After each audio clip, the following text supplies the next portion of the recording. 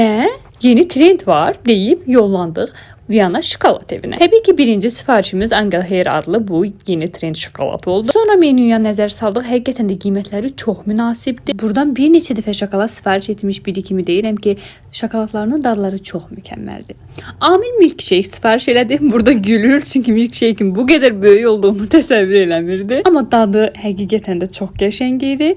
İndi isə keçək o trend şokoladın dadına baxaq. İlk dəfə baxanda elə bildik ki, şokoladın dadı çox kəskin olacaq. Yəni belə şəkər komasına girmiş kimi olacaq. Amma həm də mənə çox maraqlı idi, çünki mən pamuk şəkəri çox sevirəm. Bu həm sevdiyim şokolad, həm də pamuk şəkər bir yerdə necə dadır mənə maraqlı. İlk olaraq Amilin reaksiyasına baxaq.